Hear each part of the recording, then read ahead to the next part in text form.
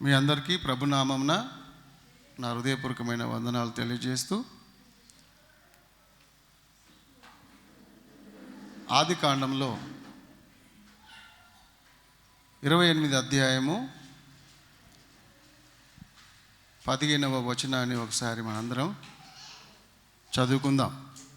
ఆది కాండము 28 15వ వచనం. అందరు కలిసి, బైబిల్ ఉన్న వాళ్ళందరూ కలిసి చదువుకుందాం. ఇదిగో, నేను నీకు తోడై ఉండి నీవు వెళ్ళు ప్రతి స్థలమందు నిన్ను కాపాడుచు ఈ దేశమునకు నిన్ను మరలా రప్పించెదను. నేను నీతో చెప్పినది నెరవేర్చు వరకు నిన్ను విడువనని చెప్పగా. ప్రార్థన. పరలోకపు తండ్రి, ఈ లేఖనం ద్వారా మాతో మాట్లాడి మమ్మల్ని బలపరచుమని, నీ రాక కొరకు సిద్ధపరచుమని,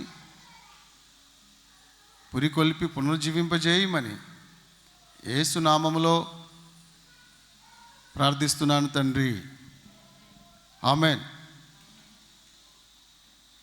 చదువుకున్నటువంటి మాటలో, వాక్య భాగంలో 5 మాటలు ఉన్నాయి. 5 మాటలు త్వరగా నేను కొన్ని వివరిస్తాను, మీరు వినండి. 5 మాటల్లో ఉన్నటువంటి దేవుడు చెప్పినటువంటి 5 మాటలు ఏంటంటే, తోడై ఉండి, అది మొదటిది. రెండవది కాపాడుచు. మూడవది మరలా రప్పించెదను. నాలుగవది నేను చెప్పింది నెరవేర్చుతాను. ఐదవది నేను విడువను. ఇది యాకోబు భక్తునితో దేవుడు చెప్పిన మాటలు.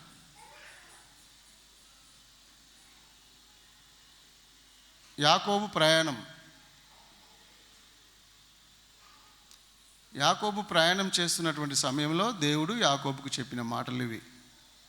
నేను నీకు తోడై ఉంటాను. నిజానికి మరి సంవత్సరం అంతా దేవుడు మనకు తోడై ఉన్నాడు. యాకోబుకు చెప్పిన దేవుడు, యాకోబు దేవుడు మనకు దేవుడు.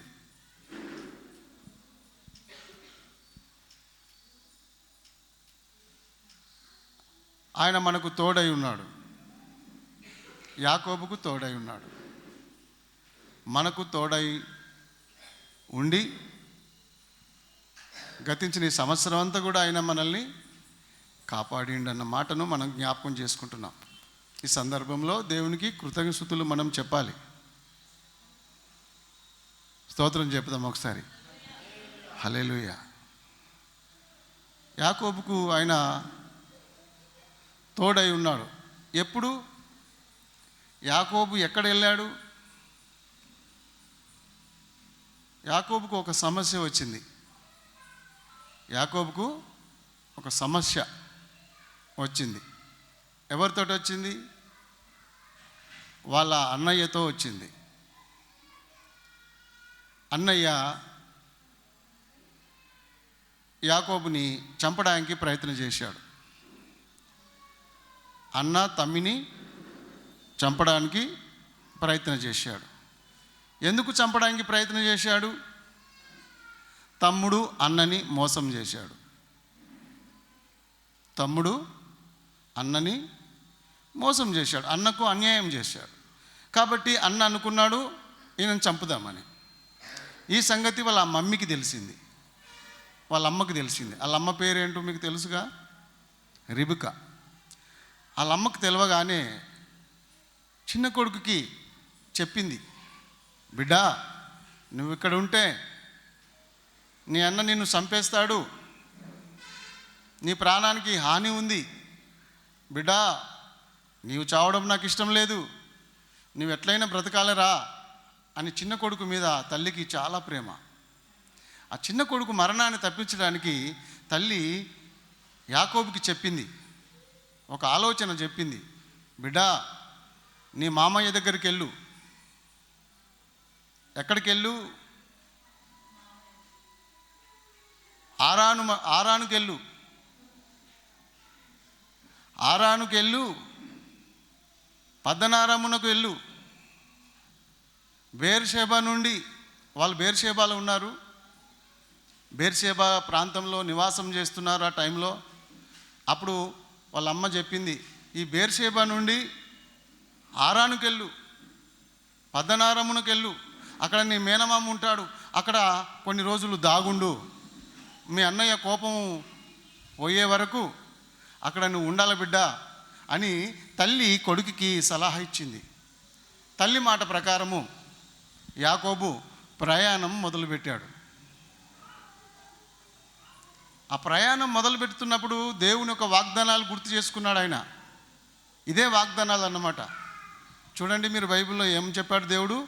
ఇదిగో నేను నీకు తోడై ఉండి నువ్వు వెళ్ళు ప్రతి స్థలమందు నిన్ను కాపాడుచు ఈ దేశమునకు నిన్ను మరలా రప్పించదను, నేను నీతో చెప్పినది నెరవేర్చే వరకు నిన్ను విడవను. ఇది వాగ్దానాలు మనకున్నాయి. ఇదే వాగ్దానం ప్రకారం దేవుడు యాకోబుకు తోడై ఉండి నడిపించాడు. యాకోబు సుదీర్ఘమైన ప్రయాణం చేశాడు. పాపం ఒక్కడే, అతనితో తోడు ఎవరు లేరు. సుదీర్ఘమైన ప్రయాణం బేర్షాబా నుండి బేతేలు చేరు వరకు ఇంచుమించు 40 మైళ్ళ దూరము అని ఒక బుక్లో నేను చదివాను. బేర్షేబా నుండి బేతేలునకు 40 మైళ్ళు. 40 మైళ్ళు అంటే మనము 60-70 కిలోమీటర్లు అనుకోవచ్చు. అప్పుడు రోడ్లు లేవు, ఆటోలు లేవు, బస్సులు లేవు, ఎలాంటి ప్రయాణ సౌకర్యములు లేవు. మొత్తము అడవి ప్రాంతం. ఎలాంటి రోడ్లు లేవు, ఎలాంటి బాటలు లేవు. ఈ యాకోబు అరణ్య మార్గంలో గుండా వెళ్ళాలి. అరణ్యంలో ఘోరమైనటువంటి క్రూర జంతువులు ఉంటాయి. ఎలుగుబంటులు ఉంటాయి, సింహాలు ఉంటాయి, పాములు ఉంటాయి, తేళ్ళు ఉంటాయి, రకరకాల క్రూర జంతువులు, సీరుకుక్కలు ఉంటాయి, తోడేళ్ళు ఉంటాయి, ఎన్నైనా ఉంటాయి అడవిలో. ఆ అడవి ప్రయాణంలో యాకోబు ఒక్కడే బయలుదేరి ఇంచుమించు చెప్పిన కదా 60-70 కిలోమీటర్లు దూరం ఉండొచ్చు. అంటే మీరు అంచనా వేసుకోవచ్చు. అది చివరి ప్రయాణ వరకు కాదు, ఆరానుకు కాదు, ఇది బేతేలు మట్టుకు వెళ్ళిండు ఈయన. బేతేలు అంటే మధ్య. ఈయన ఉదయాన్నే ప్రయాణం చేసి బయలుదేరి ఆ మార్గంలో వెళుతూ ఉంటే చీకటి పడింది. బేతేలు అనే ప్రాంతానికి వచ్చాడు. బేర్షాబా నుండి బయలుదేరి ఆరానుకు వెళ్ళడానికి బయలుదేరి మధ్యలో బేతేలు అనేటువంటి ప్రాంతంలో ఆగిపోయాడు. చీకటి అయింది కాబట్టి, కటిక చీకటి కమ్ముకుంది కాబట్టి ఒంటరిగా ఉండి అతడు అక్కడ ఒక రాయి తీసుకొని తలకడగా పెట్టుకొని అక్కడ పడుకున్నాడు. అక్కడ దేవుడు ఆయనకు దర్శనమిచ్చాడు. ఒక నిచ్చెన కనబడింది. అక్కడ దేవుడు ఆయనతో అనేక విషయాలు మాట్లాడినట్టుగా రాయబడింది. దేవునికి స్తోత్రం, హల్లెలూయా. నేనేం చెప్తున్నానంటే, యాకోబుతో దేవుడు చెప్పిన మాట, నేను నీకు తోడై ఉంటాను. హల్లెలూయా. యాకోబుకు తోడై ఉన్న దేవుడు ఈరోజు మనందరికీ తోడై ఉన్నాడు. ఉంటాడు అనడానికంటే ఉన్నాడు అనడమే ఇంకా మంచిది. దేవుని స్తోత్రం. ఎంతమంది నమ్ముతున్నారు? దేవుడు తోడై ఉన్నాడు. గతించిన కాలం అంతా కూడా దేవుడు మనలందరినీ కాపాడుకుంటూ వస్తున్నాడు. ఆయన తోడై ఉన్నాడు. బైబిల్లో అనేక సందర్భాలు మనం చూడొచ్చు. దేవుడు అబ్రహాముకు తోడై ఉన్నాడు. ఆదికాండం 21-22 వచనంలో మనం చూసినట్లయితే దేవుడు అబ్రహాముకు తోడై ఉన్నాడని రాశారు. తర్వాత దేవుడు ఇస్మాయేల్ విషయంలో మాట్లాడుతున్నాడు. ఇస్మాయేలు చిన్న కుమారునికి తోడై ఉన్నాడు.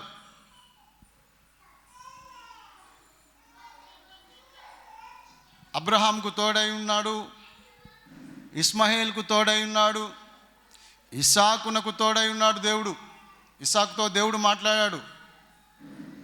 ఆదికాండము 26:3లో 3-4 వచనాలు మనం చూసినట్లయితే దేవుడు ఇస్సాకుతో కూడా మాట్లాడాడు.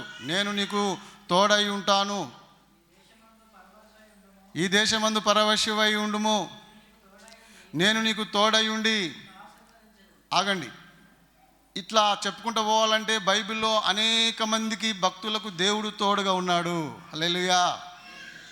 యాకోబుతో చెప్పిన మాట ఈరోజు మనం జ్ఞాపకం చేసుకుంటున్నాం. ఆయన మనకు తోడై ఉన్నటువంటి దేవుడు. అలా అనుకుంటా మనం జ్ఞాపకం చేసుకోవాలంటే ఆయన యోసేపునకు తోడై ఉన్నాడు. ఎవరికి? యోసేపునకు తోడై ఉన్నాడు. దేవునికి స్తోత్రం. హల్లెలూయా, హల్లెలూయా. స్తోత్రం చెప్పండి. ఎవరికి తోడైనాడు ఆయన? యోసేపుకు తోడై ఉండి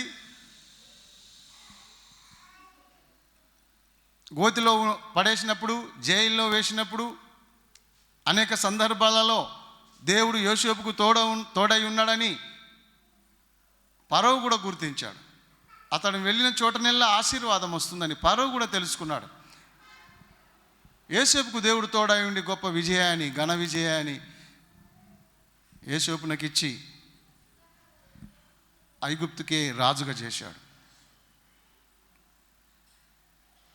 అన్నలు యోసేపుతో ఏమన్నారు తెలుసునా? ఒక మాట చూడండి, ఒక మాట చూద్దాం.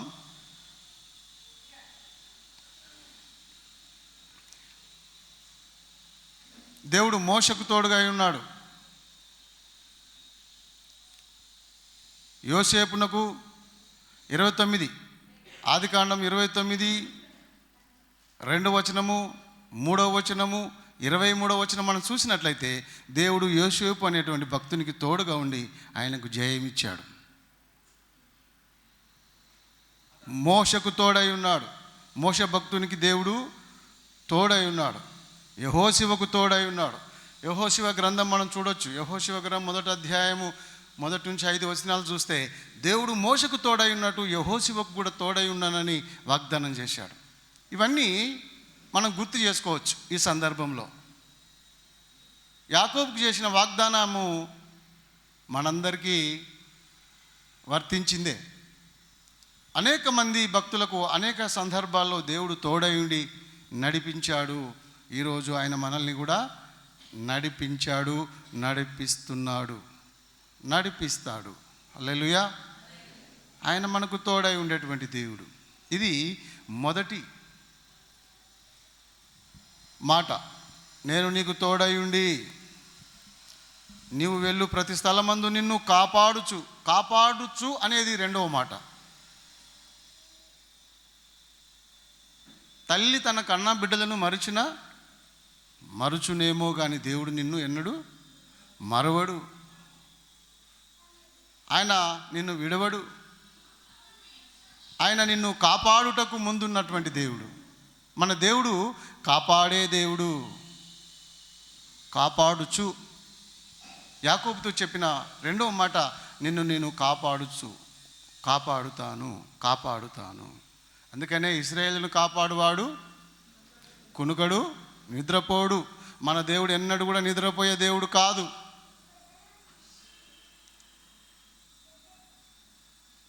నిన్ను కాపాడువాడు కునుకడు, నిద్రపోడు. ఈ దేవుడు నిద్రపోయే దేవుడు కాదు. అంటే మిగతా దేవుళ్ళు నిద్రపోతారనే కదా అర్థం. మన దేవుడు నిద్రపోయేవాడు కాదు, కానీ మిగతా దేవుళ్ళు ఇంకెవరైనా ఉంటే వాళ్ళు నిద్రపోతారు. చాలా సందర్భంలో గుడికి వెళ్ళినప్పుడు మనము కొన్నిసార్లు గంట మ్రోగిస్తాం, గంట కొడతాం. ఎందుకు గంట కొడుతున్నారు అంటే మిగతా దేవుళ్ళు నిద్రపోతున్నారేమో అందుకని కొన్నిసార్లు గంట కొట్టి లేపుతారు పాపం వాళ్ళైతే వాళ్ళ దేవుని గంట కొట్టి లేపుతారు. అయ్యా మేము వచ్చినాము, లే, మా పువ్వులను స్వీకరించు, మా కానుకలను స్వీకరించయ్యా, కొబ్బరికాయ తీసుకొని వచ్చినాం, లే అని ముందే టన్ టన్ అని వాళ్ళు గంట కొట్టేస్తారు. కానీ ఈరోజు క్రైస్తవ సమాజమా, నీ దేవుడు, నీ సృష్టికర్త అయినటువంటి వాడు ఆయన కునుకనే కునుకడు, ఆయన నిద్రనే పోడు. నిన్ను కాపాడువాడు కునుకడు, నిద్రపోడు. హల్లెలూయా. ఆదికాండం 45:7లో ఒక మాట చూడండి. 45:7లో ఈ విధంగా రాసి ఉంది. ఏమని? ఆదికాండము ప్రాణముతో కాపాడుటకును యోసేపు అన్నలతో అంటున్నాడు, అన్నలారా, కరువులో మీరు చావకుండా, మీరు చచ్చిపోయి నశించిపోకుండా, ఆకలితో అలమటించి చచ్చిపోకుండా, మీకు ఆహారం పెట్టడానికి, ఆహారమును సిద్ధపరచడానికి దేవుడు ముందుగానే నన్ను పంపించాడు ఐగుప్తునకు. ఇదంతా దేవుని యొక్క ప్రణాళిక, ఇదంతా దేవుని యొక్క చిత్తము. అన్నలారా, మీరు ప్రాణాలతో ఉండునట్లుగా, ప్రాణాలతో మిమ్మల్ని కాపాడడానికి ముందుగానే దేవుడు నన్ను ఐగుప్తునకు పంపించాడు. అందుకని ఇప్పుడు ఐగుప్తులో సమృద్ధి ఆహారం ఉంది. యోసేపు ఐగుప్తులో సమృద్ధి ఆహారాన్ని సమకూర్చాడు. అప్పుడు అన్నలతో చెప్పిన మాట ఇదే, మిమ్మల్ని ప్రాణంతో కాపాడడానికి దేవుడు నన్ను ముందుగా ఐగుప్తునకు పంపించాడు. మనలందరినీ దేవుడు ప్రాణాలతో కాపాడుతాడు. మనల్ని కాపాడడానికి దేవుడు ముందుగా ఉన్నాడు. హల్లెలూయా. మనల్ని కాపాడే దేవుడు ఈయన. మన వాళ్ళు ఎవరు మనల్ని కాపాడకపోయినా, నీవు నమ్ముకున్న దేవుడు మాత్రం నిన్ను ఎల్లప్పుడూ కాపాడుతాడు.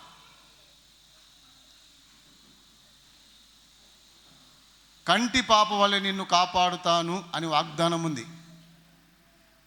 ఎలాగా? కంటి పాపలాగా.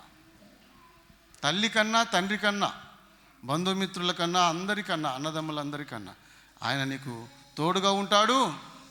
నిన్ను ఆయన కాపాడుతాడు. ఒక మాట చూడండి, నిర్గమకాండం 23:20 వచనంలో ఇజ్రాయేళ్లతో దేవుడు ఒక మాట చెప్పాడు. ఇజ్రాయేల్ ప్రజలతో ఏమన్నాడు తెలుసునా?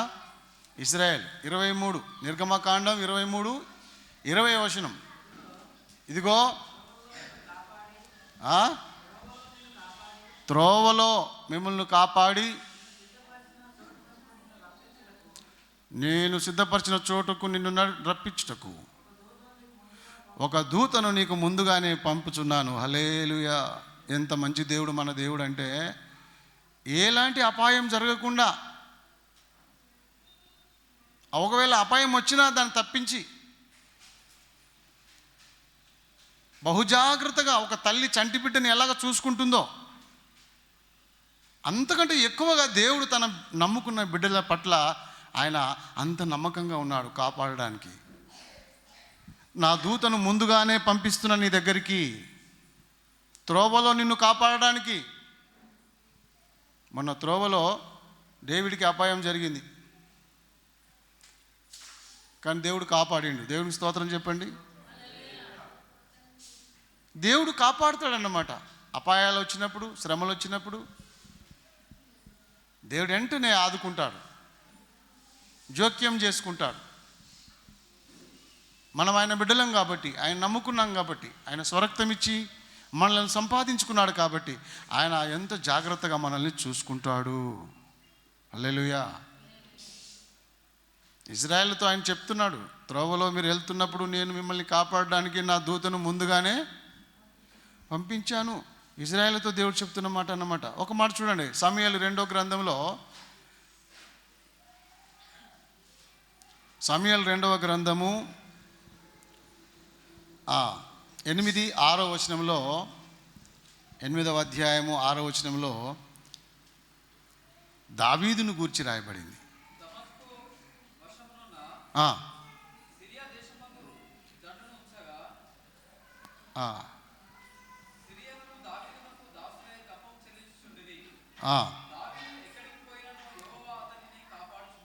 దావీదు ఎక్కడికి పోయినను యెహోవా అతనిని కాపాడుచుండెను.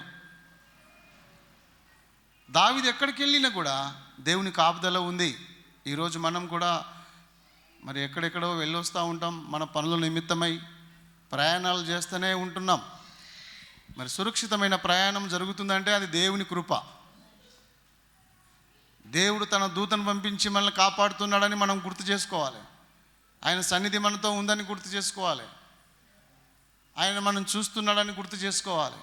ఆయన మనల్ని ఎప్పుడు ఎల్లప్పుడూ కాపాడువాడని మనం గుర్తు చేసుకోవాలి. గతించిన ఈ సంవత్సరం అంతా కూడా ఆయన మనల్ని కాపాడినని ధ్యానం చేసి దేవుని స్తుతించాలి. దావీదు భక్తుడు ఎక్కడెళ్ళినా ఆయన దావీదును కాపాడిండు. హల్లెలూయా. దావీదును కాపాడిన దేవుడు మనల్ని కాపాడుతూనే ఉన్నాడు. కీర్తన చూడండి 31లో ఒక మాట ఉంది. కీర్తన 31:23లో విశ్వాసులు అయిన వాళ్ళందరినీ కూడా దేవుడు కాపాడుతాడు. యెహోవా భక్తులారా,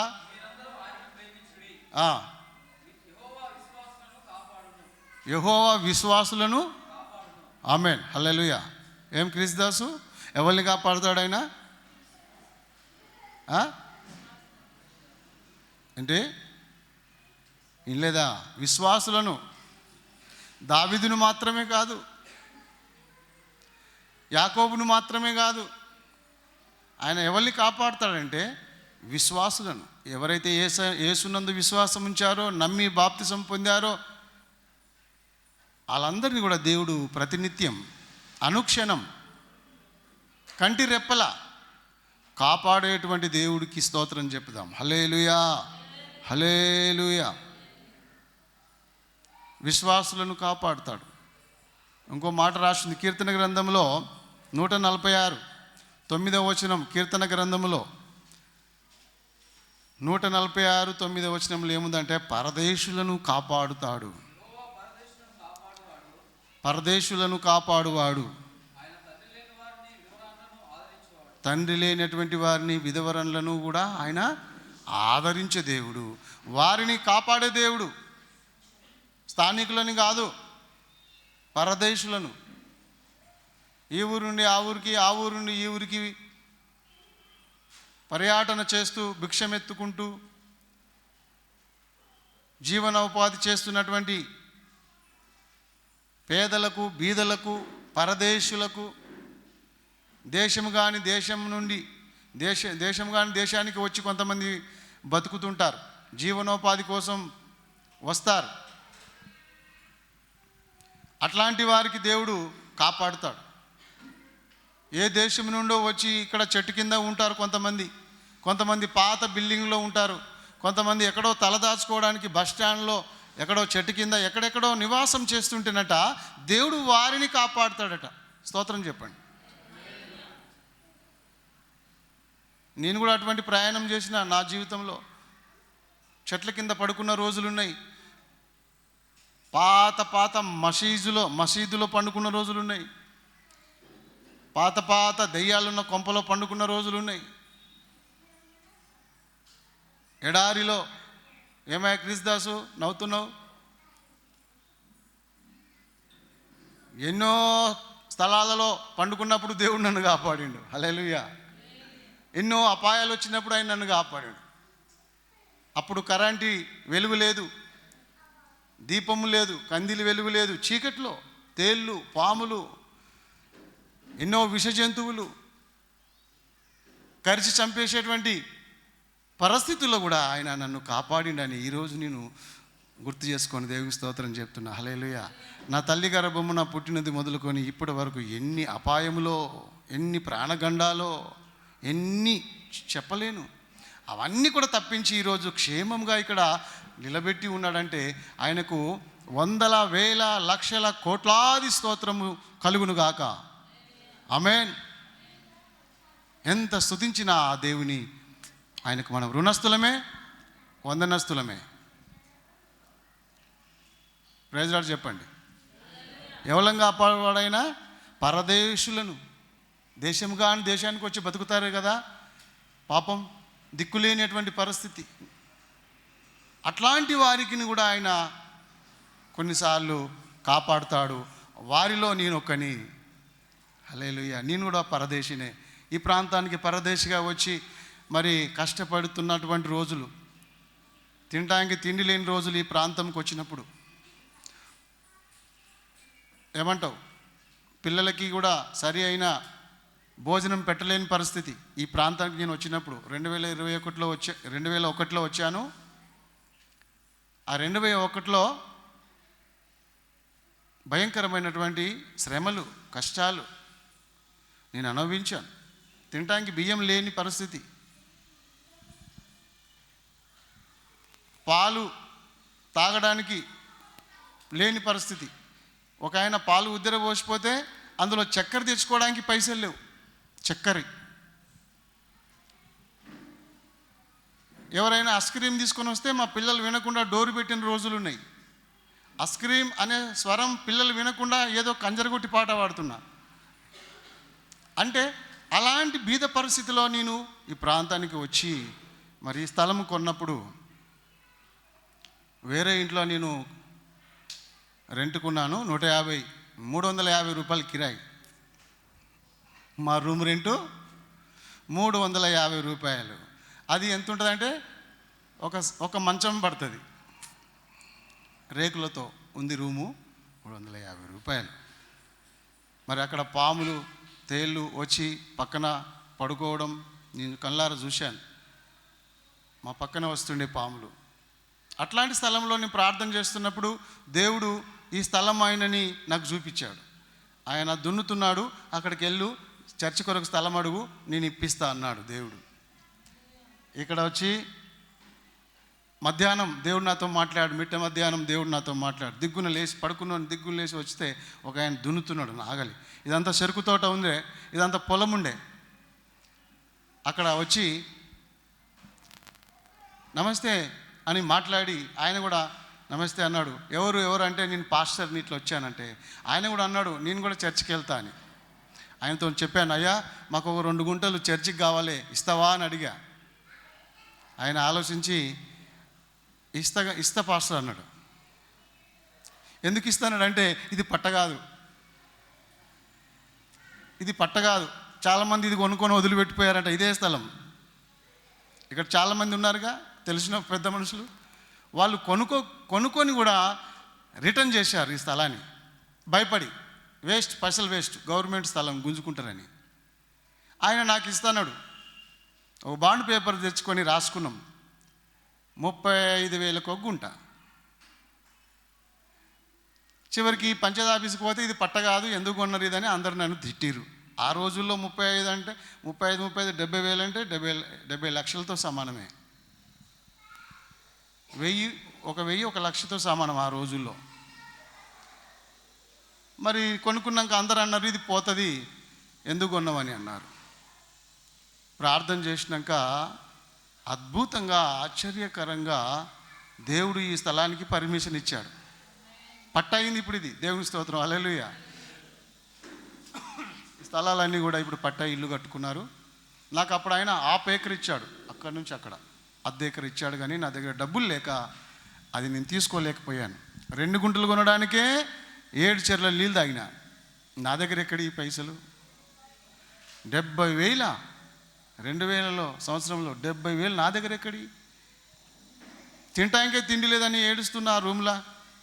ఇక మొత్తం మీద దేవుడు ఏదో విధంగా నాకు సహాయం చేసి స్థలం కొనడానికి కృప చూపి, ఆ తర్వాత దీన్ని రిజిస్ట్రేషన్ చేసి, ఆ తర్వాత ఇక్కడ వరకు ఆయన నడిపించాడు. హల్లెలూయా.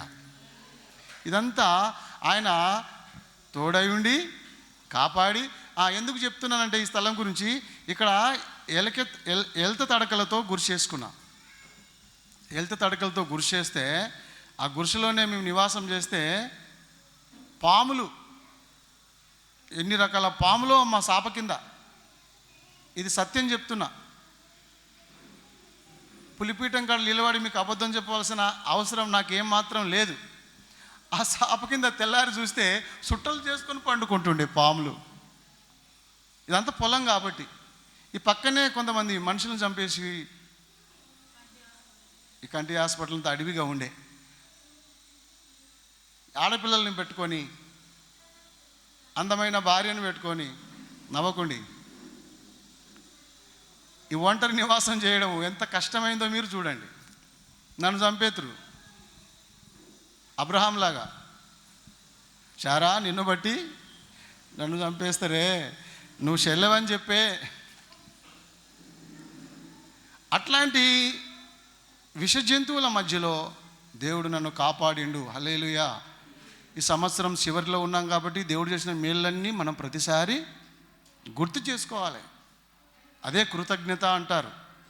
దేవుడు చేసిన పేర్లు ఎప్పుడు మనము మర్చిపోవద్దు. నా ప్రాణమా యెహోవాను సన్నుతించుము, నా ప్రాణమా, నా అంతరంగమా ఆయన చేసిన మేళ్ళు దేనిని మరవకుము, ఆయన చేసిన ఉపకారములలో దేనిని మరవకుము. ఈ మాట మీద నేను పాట కూడా రాసుకున్నా. దేవునికి స్తోత్రం, హల్లెలూయా. అయితే ఆయన మనల్ని కాపాడుతాడు, విశ్వాసులను కాపాడుతాడు, ఇంకెవరిని, పరదేశులను కాపాడు దేవుడు. 97:10 కీర్తన 97:10 ఆయన నమ్ముకున్నటువంటి భక్తులను ఆయన కాపాడుతాడని వాగ్దానం చేశాడు. భక్తులను ఎవరిని? యెహోవాను ప్రేమించు వారలారా.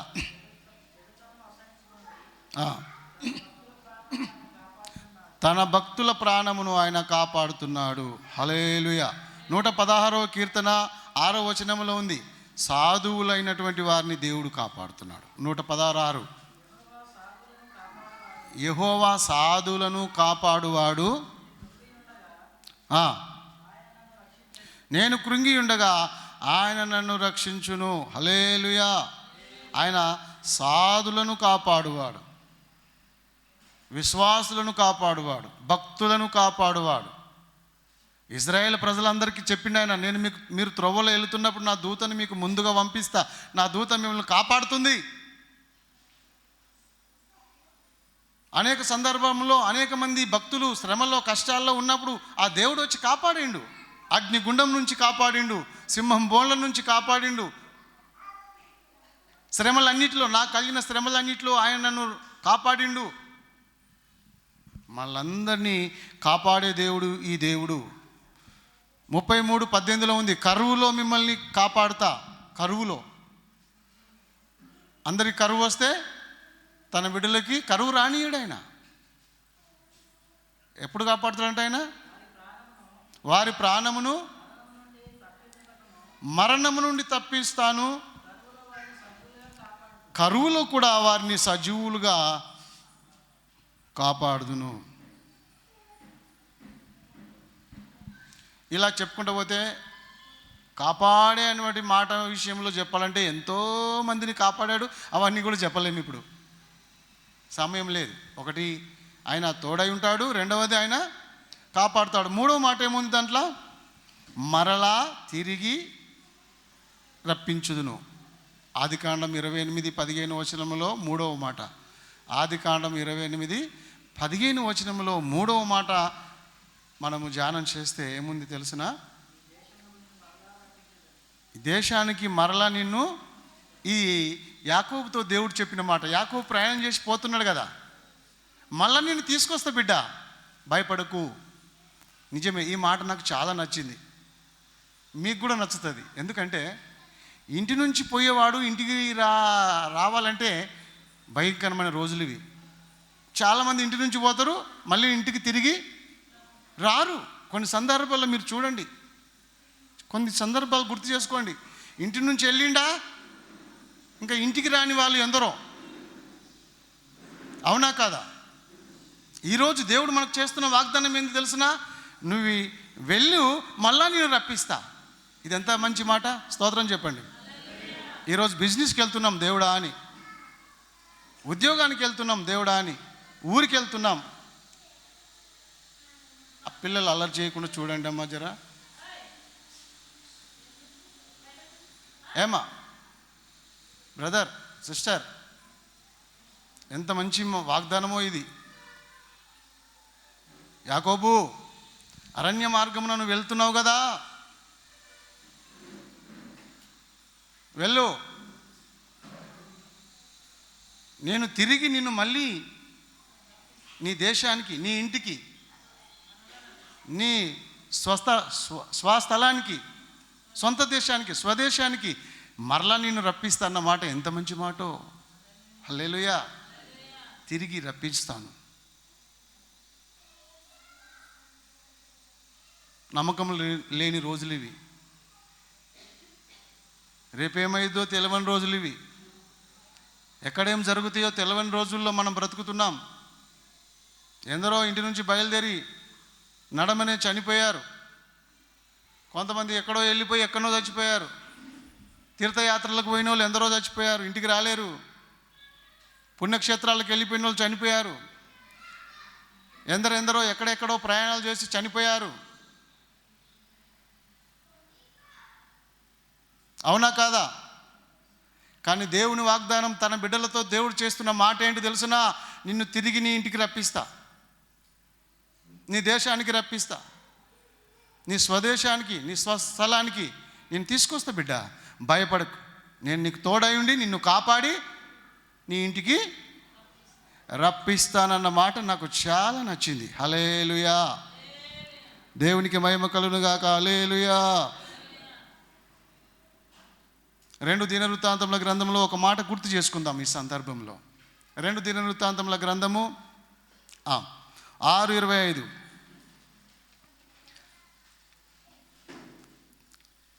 6:25 మాట చూద్దాం. ఆకాశమందు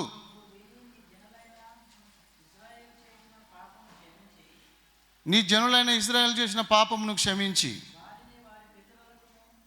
వారిని వారి పితరులను నీవిచ్చిన దేశమునకు నీ పితరులకు చేసిన వాగ్దానం ప్రకారం నువ్వు మరలా రప్పించుదువుగాక అని సొలొమోను మహారాజు అబ్రహాంకు దేవుడు చేసిన వాగ్దానాన్ని గుర్తు చేస్తూ ఆయన ప్రార్థిస్తున్నాడు.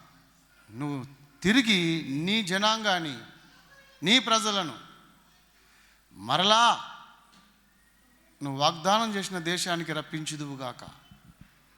చాలామంది చెరకొనిపోయబడ్డారు. బబులోను రాజు వచ్చి అందరినీ పట్టుకొని వెళ్ళిపోయాడు. కొన్ని శ్రమలు ఇజ్రాయెల్ ప్రజలకు వచ్చినాయి.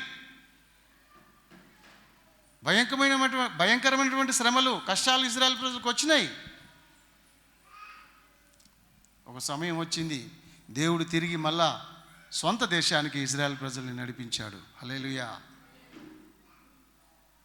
రాజులకు గడ్డి మేపించి, గడ్డి తినిపించి, ప్రభుత్వాలను మార్చి, అద్భుతాలను చేసి, తన ప్రజలకు తోడుగా ఉండి, తన ప్రజల్ని కాపాడి, తిరిగి వారు కోరిన రేవునకు నడిపించి, పాలు తేనెలు ప్రవహించే దేశానికి నడిపించి, వాళ్ళ ఇంటికి, వాళ్ళ దేశానికి దేవుడు నడిపించిన సందర్భం మనం జ్ఞాపకం చేసుకుందాం. హల్లెలూయా. అందుకే సొలొమోను ప్రార్థన చేశాడు, అయ్యా జ్ఞాపకం చేసుకో. ఇర్మియా 16 అధ్యాయంలో ఒక మాట చూద్దాం. ఇర్మియా 16 అధ్యాయము 14వ వచనంలో దేవుడు సెలవిచ్చిన మాట 16:14. యెహోవా సెలవిచ్చు మాట ఏదనగా, పితరులకు ఇచ్చిన దేశమునకు వారిని మరలా రప్పించదను. చూసారా? ఈ వాగ్దానం గురించినటువంటి మాటలు చాలా ఉన్నాయి. మరలా రప్పించుదును, మరలా రప్పించుదును. తప్పిపోయిన కుమారుని ఇంటికి నడిపించినట్టు, ఎవరైనా తప్పిపోతే కూడా, శ్రమలలో కష్టాల్లో ఉంటే శత్రువులు బంధించి తీసుకెళ్ళినా వారి చేతిలో నుండి ఆయన తన ప్రజలను మరలా నడిపించును. హల్లెలూయా. ఎంత గొప్ప దేవుడు మన దేవుడు. నువ్వు పోగొట్టుకున్నది మరలా ఇస్తాడు. ఇది కూడా మనం గుర్తు చేసుకోవాలి. పోగొట్టుకున్న దానిని, సమస్తాన్ని తిరిగి దేవుడు ఇచ్చేవాడు. హల్లెలూయా.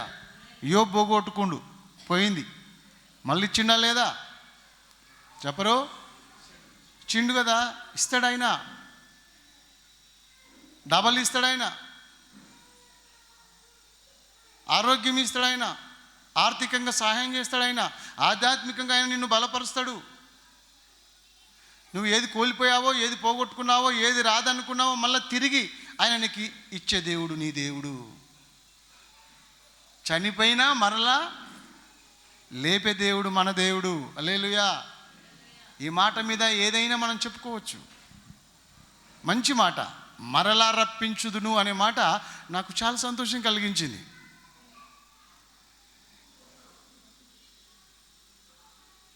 దేశానికి బతకనీకి పోయారు చాలామంది, దుబాయ్, కొంతమంది అటే చనిపోయారు. పరదేశానికి బతకనీకి వెళ్ళిపోయిన ఎందరో మళ్ళా తిరిగి స్వదేశానికి రాకుండా చనిపోయిన వాళ్ళు ఎందరో.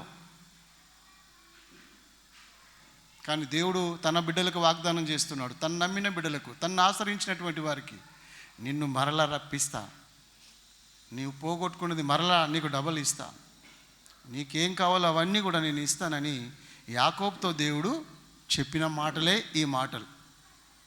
యాకోబు వెళ్ళు, నీకు తోడై ఉంటా, నిన్ను కాపాడుతా, మరలా నీవు వెళ్తున్నావు కదా, తిరిగి నీ దేశానికి తీసుకొచ్చే బాధ్యత నాదే. ఆమెను చెప్పండి.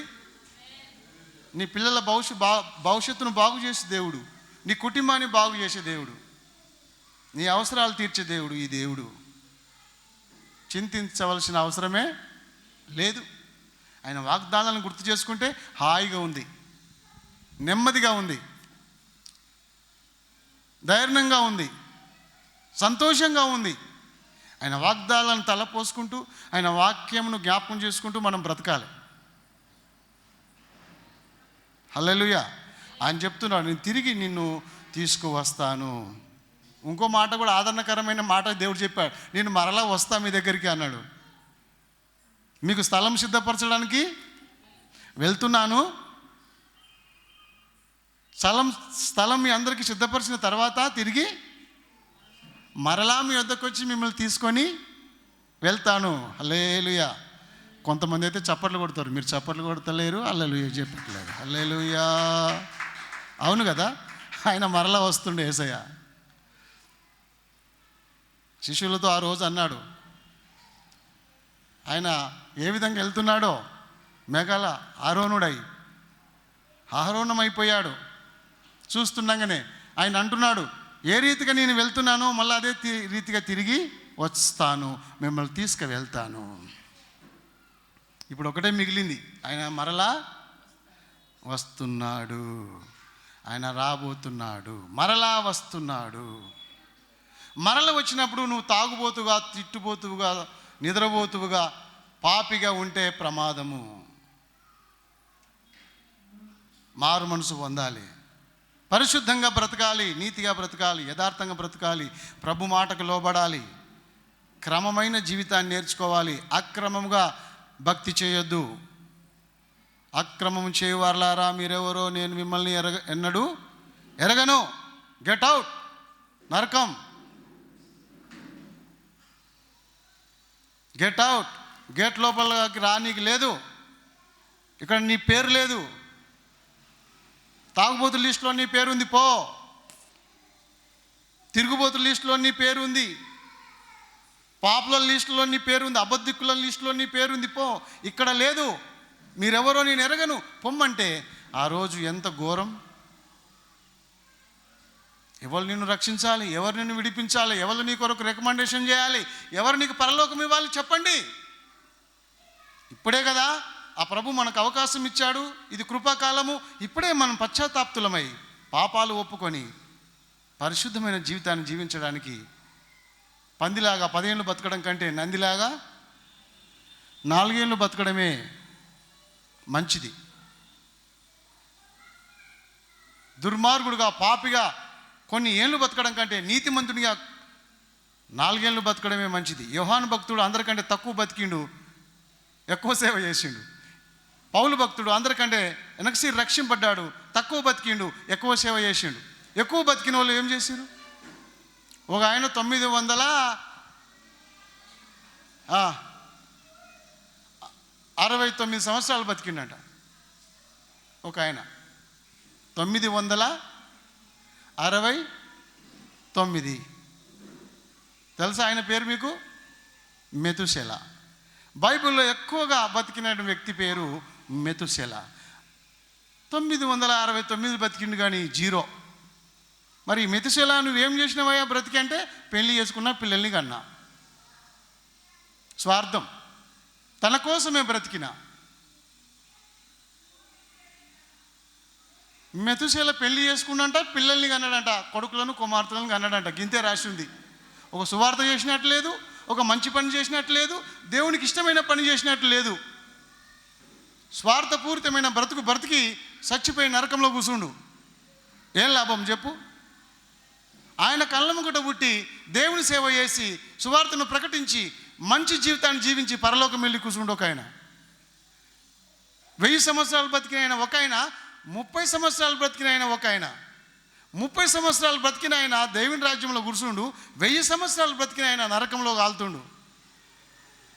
ఎంత అవకాశం ఇచ్చినా మారు మనసు పొందవే, మనసు మార్చుకోరే, మంచి పనులు చేయడానికి ముందుకు రారే.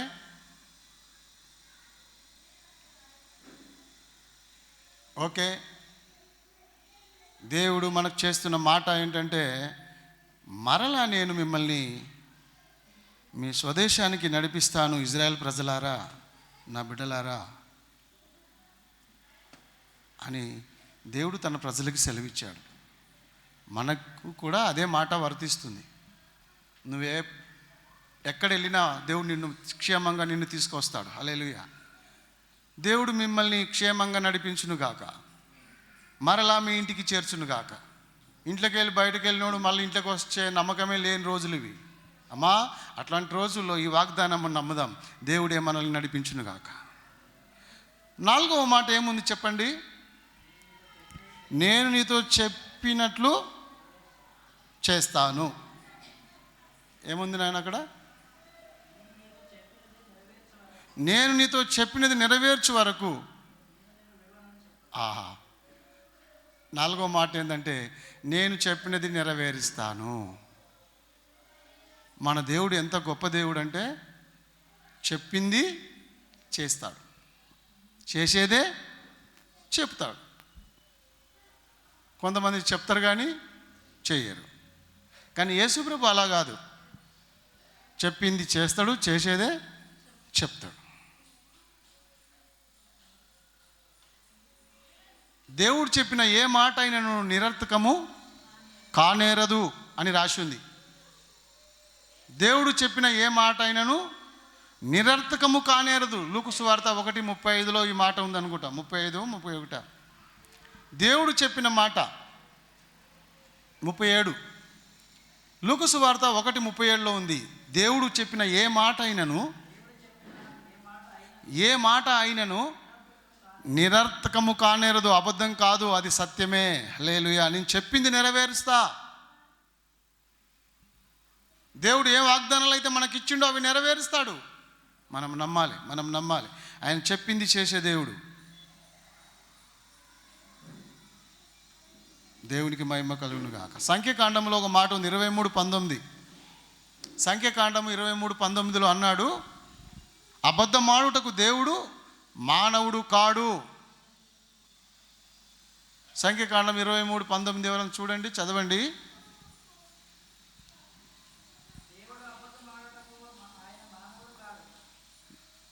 అబద్ధమాడుటకు ఆయన మానవుడు కాడు,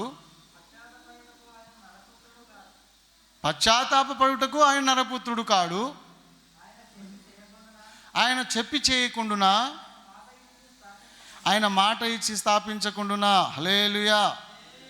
ఏమని చెప్పాలి దేవుని గురించి? ఆయన వాగ్దానాలు ఎన్నైతే ఉన్నాయో అవన్నీ కూడా నేటికి అవును అన్నట్టుగా ఉన్నాయని బైబిల్లో రాసింది. ఎన్ని వాగ్దానాలు ఉన్నా అవన్నీ కూడా ఏమై ఉన్నాయంట?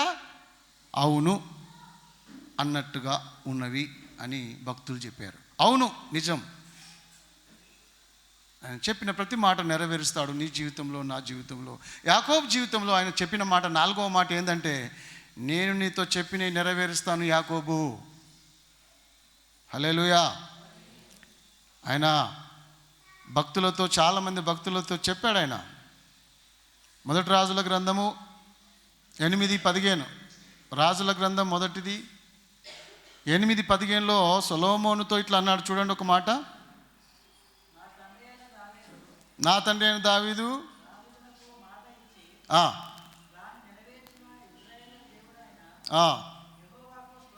అదనమాట. సొలొమోను స్తోత్రం చెప్తున్నాడు. నా తండ్రి అయిన దావీదునకు మాట ఇచ్చి నెరవేర్చిన యెహోవాకు స్తోత్రం కలుగునుగాక.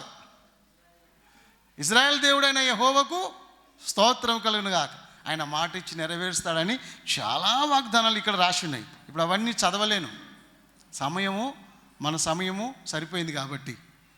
ఆయన మాట ఇస్తే ఖచ్చితంగా నెరవేరుస్తాడు. ఆయన వాగ్దానాన్ని మనం పొందుకోవాలి, మన జీవితంలో ఆయన నెరవేరుస్తాడు.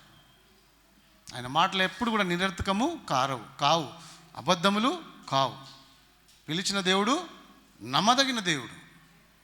చివరి మాట చెప్పి ముగించుకుందాం. చివరి మాట ఏంటి తెలుసా? నిన్ను విడువను. చివరి మాట ఏంటిది? నిన్ను విడువనని చెప్పెను. యెహోవా తన ప్రజలను విడువడు, తన స్వాస్థ్యమును ఎడబాయుడు, తన ప్రజల్ని విడవడు. ఎబ్రీ పత్రిక చూడండి. ఈ సందర్భంలో ఎబ్రీ పత్రిక 13:5 ఉంది. ఎబ్రీ పత్రిక 13:5 దేవుడు చెప్పిన మాట ఏంటంటే, ఏమాత్రము నిన్ను విడువను, ఎన్నడు నిన్ను ఎడబాయను. ఏమాత్రం నిన్ను విడువను, నిన్ను ఎడబాయనని ఆయన చెప్పెను. హల్లెలూయా. విడవనే ఎడవడు, ఏమాత్రము నిన్ను విడవడు, మరవడు, ఎడబాయడు.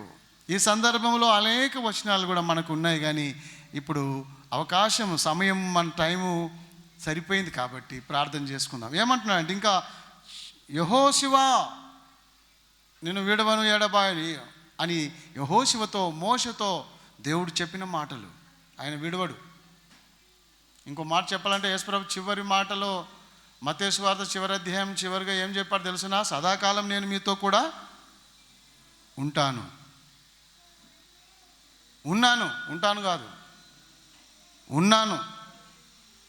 ఉంటానని చెప్పి ఉండరు కొంతమంది. మన దేవుడైతే ఉన్నాను మీతో, మిమ్మల్ని విడవను, ఎడబాయను, సదాకాలం నేను మీతోనే ఉంటున్నా. యాకోబుతో చెప్పిన మాటలు, ఇదిగో నేను నీకు తోడై ఉండి నువ్వు వెళ్ళు ప్రతి స్థలమందు నిన్ను కాపాడుచు ఈ దేశమునకు నిన్ను మరల రప్పించుదును, నేను నీతో చెప్పినది నెరవేర్చు వరకు నిన్ను విడవనని చెప్పగా యాకోబు ప్రయాణం మొదలుపెట్టేశాడు. హల్లెలూయా. యాకోబుకు తోడుగున్న దేవుడు ఇక్కడ కూర్చున్న మనందరికీ తోడుగా ఉండును గాక. ప్రార్థన చేసుకుందాం. దేవుడు మీ ప్రయాణాల్లో తోడై నడిపించును గాక. మీ ఒంటరి పరిస్థితిలో దేవుడు మిమ్మల్ని నడిపించును గాక. ఆయన మీకు చెప్పిన మాట నెరవేర్చును గాక. ఆయన మిమ్మల్ని కాపాడును గాక. పరలోకపు తండ్రి, ఇప్పటి వరకు మాతో మాట్లాడి మమ్మల్ని బలపరిచినందుకు స్తోత్రాలు తండ్రి. ఈ మాటలు విన్న ప్రతి బిడ్డను తోడై ఉండు, కాపాడు, మరలా వారి స్వదేశానికి నడిపించి నువ్వు చెప్పింది నెరవేర్చి బిడ్డలకు సదాకాలం విడవక తోడుగా ఉండి నడిపించమని సహాయం చేయమని, నీ రాజ్యం చేరు వరకు మాకు మా అందరికీ తోడై సార్వత్రిక సంఘానికి తోడై నడిపించమని యేసు నామములో అడుగుతున్నాము తండ్రి. ఆమేన్. God bless you.